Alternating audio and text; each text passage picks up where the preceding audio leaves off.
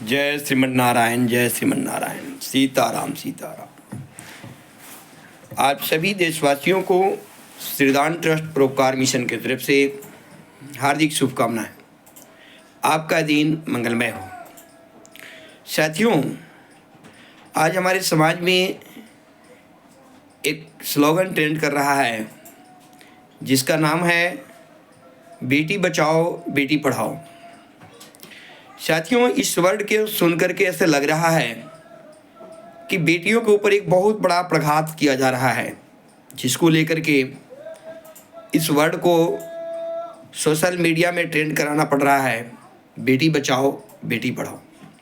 आखिर बेटा बचाओ बेटा पढ़ाओ का नारा क्यों नहीं आया?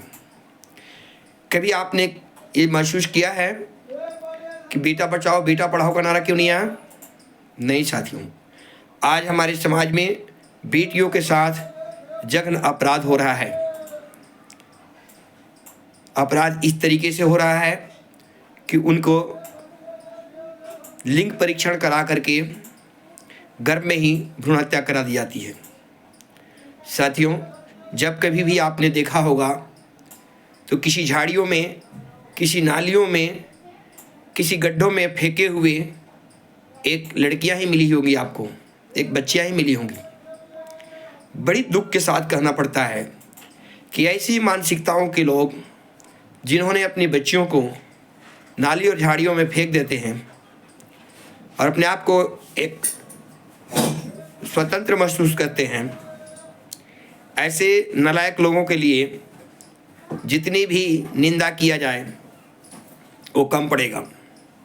साथियों, बहुत दुख की बात है कि हमारे समाज के अंदर लड़का लड़कियों में फर्क करने वालों की संख्या अभी भी तादाद में काफ़ी लंबी लिस्ट में है। साथियों, जैसे बहुएं शादी करके घर में आती है, सबकी यही महत्वाकांक्षाएं होती है कि प्रथम जो लड़का हो वो लड़का होना चाहिए, प्रथम संतान जो हो वो लड़का होना चाहिए। लड़की की कामना कोई बिरले ही ऐसा इंसान होगा जो करे। साथियों, पढ़े से पढ़े लिखे लोग समाज के अंदर जैसे ही दो बच्चे होते हैं, लड़के होते हैं, तुरंत फुल स्टॉप लगा देते हैं। साथियों, नसबंदी करा देते हैं कि आगे से मुझे लड़की चाहिए ही नहीं। खुद सोचिए कि समाज के अंदर लड़कियों के बगैर हमारा संपूर्ण संसार अधूरा है। लड़कियां समाज की जननी हैं, जो एक देवी के रूप में इस सृष्टि में प्रकट होती है और इस सृष्टि को संभालने के लिए उनका होना बहुत ज़रूरी है।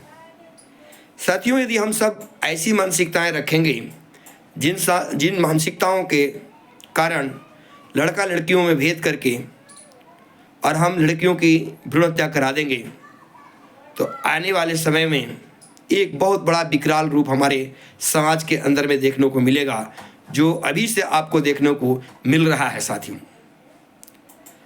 भ्रूण हत्या कराने के लिए हम डॉक्टर के पास जाते हैं, पहले लिंग परीक्षण कराते हैं। लिंग परीक्षण कराने के लिए हाथ पांव जोड़ते हैं, साथ में कुछ रिश्वत भी देते हैं, जो रिश्वत 2 से 4 हज़ार 5 हज़ार हो सकता है।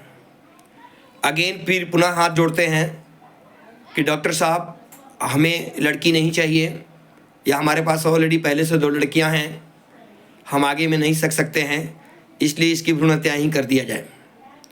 डॉक्टर मना करता है, उसके मना करने के बावजूद भी हम आपस में मिल करके लड़की का भ्रूण हत्या करा देते हैं और उसके ऊपर में 10 से 15 हज़ार रुपया डॉक्टर को देते हैं।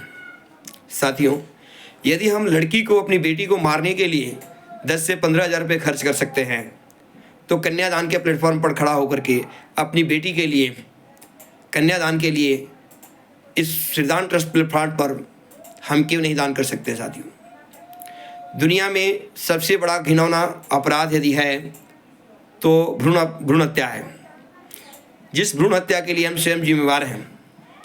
हम खुद अपना पैसा लगाते हैं और अपने बच्चों को मारने के लिए थर्ड पर्सन एक डॉक्टर को कहते हैं कि डॉक्टर साहब, ये हमारे बच्चा है, पेट में पल रहा है, इसको मार दिया जाए क्योंकि वो बेटी है।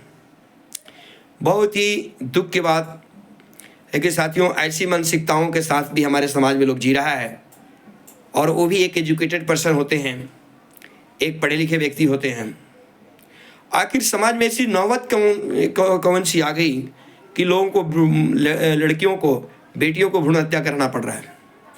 साथियों, जब बहुत सी गहराइयों में जा कर के हम लोगों ने जांच पड़ताल किया तो ऐसा महसूस किया गया कि हमारे समाज के अंदर जो एक बहुत बड़ी कोढ़ प्रथा है, जिसको हम दहेज प्रथा कहते हैं, डिमांडेड करके दहेज प्रथा मांगी जा रही है, और जबरन जो है बेटी वाले पक्ष से बेटा वाला पक्ष इस हक को मांगता है कि मुझे गाड़ी चाहिए, बंगला चाहिए, घर चाहिए, रुपया चाहिए, पैसे चाहिए।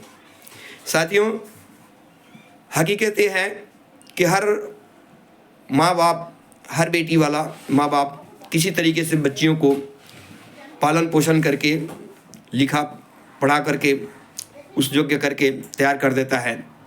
बट एट ए टाइम जब शादियों की बात आती है साथियों, तो इतनी बड़ी डिमांड करके देने के लिए उसके पास पैसे नहीं होते हैं, वो असमर्थ हो जाता है, और उस टाइम में कोई भी व्यक्ति उसको सेवा के लिए, सहयोग के लिए हाथ नहीं बढ़ाता है साथियों, जिसके कारण हमारे समाज के अंदर बहुत सारी विभिन्नताएं उत्पन्न होती है, और वो माँ बाप अपने आप को असहाय महसूस करता है, और लास्ट में जा कर के भ्रूण हत्या जैसी अपराध में शामिल हो जाता है साथियों। श्रीदान ट्रस्ट परोपकार मिशन इस तरीके की लोगों को निंदा करती है जो बेटा बेटियों में फ़र्क करके और उसको, बेटियों को भ्रूण हत्या कराते हैं। आप सबसे श्रीदान ट्रस्ट परोपकार मिशन आह्वान करती है कि आप लोग श्रीदान ट्रस्ट परोपकार मिशन के निस्वार्थ कन्या विवाह योजना के तहत में अपनी बेटियों का पंजीकरण कराएं। जब आपकी बेटी का उम्र 18 साल होगा, उस टाइम में संस्था के द्वारा अधिकतम राशि 2 लाख रुपए तक मदद दी जाएगी। साथियों, आप सभी लोग एकजुट होकर के बेटी बचाओ बेटी पढ़ाओ का नारा अपने हृदय में स्पंदन करते हुए आगे की तरफ बढ़ें, एक दूसरे का हाथ थामें और हम एक दूसरे की मदद करें, और भ्रूण हत्या पर अपने आप साथियों रोक लग जाएगी। ना दहेज लेंगे, ना दहेज देंगे, इस तरीके की नारा होनी चाहिए। साथियों, जो जबरन मांगी हुई दहेज होती है वो एक अपराध के समान होता है, लेने वाला भी और देने वाला भी। इसलिए स्वच्छतापूर्ण दोनों पक्ष आपस में मिलजुल करके शादी जैसी चीज़ों को, समारोह को संपन्न करें और जीवन को आगे में बढ़ने में एक दूसरे को मदद करें। साथियों, मांग कर जबरन लिया हुआ कभी भी दहेज आपको सपोर्ट नहीं करता है। सच्चाई में यदि सत्यता के रास्ते पर चलेंगे तो दुल्हन ही दहेज होती है जो जीवन भर आपका साथ देती है। यदि आप संस्कार विहीन पैसों के चक्कर में लेकर के आ जाएंगे तो आपकी पूरी फैमिली उजड़ जाएगी। फैमिली में किसी भी प्रकार का कोई भी आप आगे में बढ़ नहीं सकते हैं। साथियों, इसलिए श्रीदान ट्रस्ट परोपकार मिशन आपसे करबद्ध प्रार्थना करती है कि आप सब मिलजुल करके हम इस नारा को दिल में धारण करें और कसम खाएं कि कभी भी बेटियों का भ्रूण हत्या नहीं कराएंगे, जबरन मांग करके दहेज नहीं लेंगे, नहीं देंगे, और बेटा बेटी में किसी भी प्रकार की कोई फ़र्क नहीं करेंगे। आप सभी को श्रीदान ट्रस्ट परोपकार मिशन की तरफ से बहुत बहुत हार्दिक शुभकामनाएं। आपका दिन मंगलमय हो। साथियों, मैं आशा करता हूं कि आप लोग सभी लोग बेटी बचाओ बेटी पढ़ाओ के मुहिम में शामिल होकर के इस मिशन को सफल करेंगे, जन जन कल्याण तक इस आवाज़ को पहुंचाएंगे। संस्था पूरे भारतवर्ष में बेटी बचाओ बेटी पढ़ाओ के ऊपर काम कर रही है। धन्यवाद साथियों, धन्यवाद। आपका दिन मंगलमय हो, आपका दिन मंगलमय हो।